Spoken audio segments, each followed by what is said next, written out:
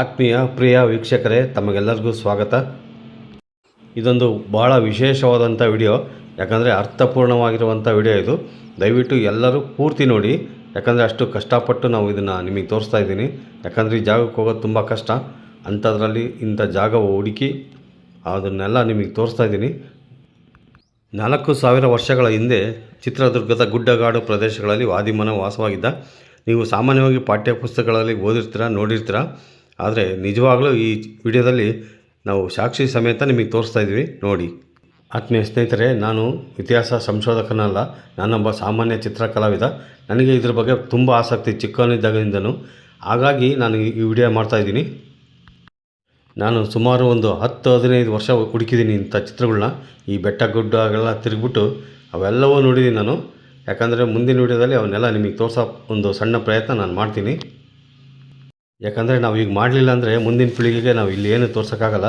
ಯಾಕಂದರೆ ಅವಾಗೆಲ್ಲ ಗಿಡ ಗಂಟೆ ಎಲ್ಲ ಬೆಳೆದ್ಬಿಟ್ಟು ಪೂರ್ತಿ ಸಂಪೂರ್ಣ ಮುಚ್ಚೋಗ್ಬಿಡುತ್ತೆ. ಈಗಲೇ ಅರ್ಧ ಮುಚ್ಚೋಗಿದ್ದಾವೆ. ನಮಗೆ ಈ ದಾರಿ ಹುಡ್ಕೋದು ತುಂಬ ಕಷ್ಟ ಆಗಿತ್ತು. ಒಂದು 10 ವರ್ಷದಿಂದ ಬಂದಿದ್ದೆ, ಭಾಳ ಚೆನ್ನಾಗಿ ಎಲ್ಲ ಕಾಣ್ತಿತ್ತು. ಈಗ ಅದೇ 10 ವರ್ಷ ಬಿಟ್ಕೊಂಡು ನಾವು ಬಂದಿದ್ವಿ, ಆ ದಾರಿನೇ ಸಿಗ್ತಿದ್ದಿಲ್ಲ, ಅಷ್ಟು ಕಷ್ಟ ಆಗಿತ್ತು.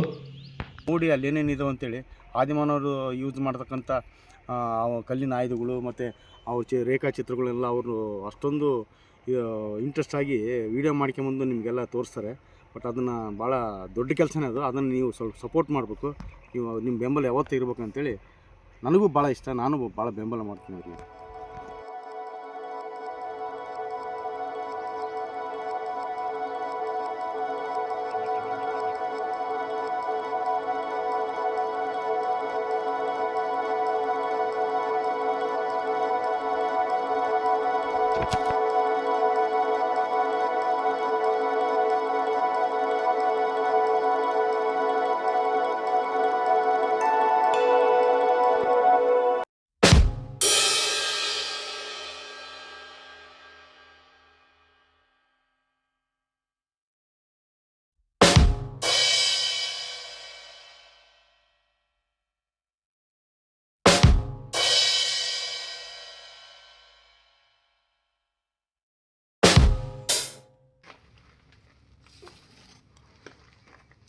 ನೋಡ್ಬೋದು ಸ್ನೇಹಿತರೆ, ಇದು ಆದಿಮಾನವ ಬಳಸುತ್ತಿದ್ದಂಥ ಕಲ್ಲಿನ ಆಯುಧ. ಎಷ್ಟು ಚೂಪಿದೆ ಅಂದರೆ ಅಷ್ಟು ಚೂಪಿದೆ. ಬೇಟೆಯಾಡೋಕ್ಕೂ ಹಾಗೂ ಅವನ ಆತ್ಮರಕ್ಷಣೆಗೋಸ್ಕರ ಈ ಥರ ಕಲ್ಲಿನ ಆಯುಧಗಳನ್ನ ಬಳಸ್ತಿದ್ದ ಅವನು. ಮುಂದುಗಡೆ ಎಲ್ಲ ಚೂಪು ಮಾಡಿದ್ದಾನೆ. ಆಗಲೇ ಅಷ್ಟು ಟೆಕ್ನಾಲಜಿ ಅವನಿಗಿತ್ತು. ಅಂತೂ ನಮಗಂತೂ ಭಾಳ ಖುಷಿಯಾಯಿತು, ಯಾಕಂದರೆ ಇದು ಸಿಕ್ಕಿದ್ದು. ಯಾಕಂದರೆ ನಾವು ಹುಡ್ಕೊಂಬಂದಿದ್ದು ಆದಿಮಾನವನ ಚಿತ್ರಗಳು ಹಾಗೂ ಅವನ ಆಯುಧಗಳು ನಮಗೆ ಸಿಕ್ಕಿದ್ದು ನಮಗೆ ಭಾಳ ಖುಷಿಯಾಯಿತು. ಇವೇ ನೋಡಿ ಕಲ್ಲಿನ ಆಯುಧಗಳು. ಇಲ್ಲಿ ಕಲ್ಲಿನ ಪೊಟೆರೆ ಒಳಗೆ ವಾಸ ಮಾಡ್ತಾಯಿದ್ದ. ಯಾಕಂದರೆ ಅಂಥ ದೊಡ್ಡ ಬಂಡೆ ಕೆಳಗಿದ್ದಾನೆ. ಯಾಕಂದರೆ ಇಲ್ಲಿ ಸುತ್ತಮುತ್ತ ಯಾವುದೂ ಇಲ್ಲ, ಇದೆಲ್ಲ ದೊಡ್ಡ ದೊಡ್ಡ ಬಂಡೆಗಳಿವು. ಆ ಬಂಡೆಯ ಒಳಗೆ ಅವನ ವಾಸಸ್ಥಳ ಇದು. ಬೃಹತ್ ಆಕಾರದ ಬಂಡೆ. ಹಾಗೆ ನಾವು ಕೆಳಗೆ ಬಂದಾಗ ನಮಗೆ ಇನ್ನೊಂದು ಕಲ್ಲು ಸಿಕ್ತು. ಯಾಕಂದರೆ ಅದು ಇದಕ್ಕಿಂತ ಭಾಳ ತುಂಬ ಚೆನ್ನಾಗಿದೆ. ಚಿಕ್ಕದಾದರೂ ಭಾಳ ಸ್ವಚ್ಛವಾಗೈತೆ. ನೋಡ್ಬೋದು, ಇದು ಅದಕ್ಕಿಂತ ಚೂಪಾದಂಥ ಕಲ್ಲಿದು. ನೋಡಿ, ಗಮನಿಸ್ಬೋದು ಈ ಕಲ್ಲು ಎಷ್ಟು ಚೂಪಿದೆ. ನಮಗೆ ಇದು 2ನೇದು ಸಿಕ್ಕಿದ್ದು. ಯಾಕಂದರೆ ಅವನು ಇಲ್ಲಿದ್ದ ಅನ್ನೋದಕ್ಕೆ ಪಕ್ಕ ಸಾಕ್ಷಿ ಇದು.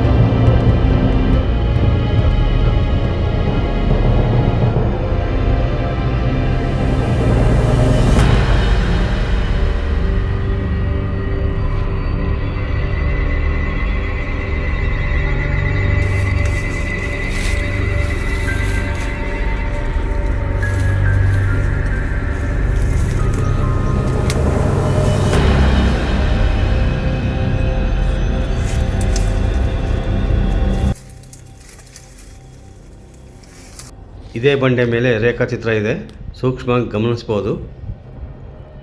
ಯಾಕಂದರೆ ಪೂರ್ತಿ ನಶಿಸಿ ಹೋಗ್ತಾ ಐತೆ.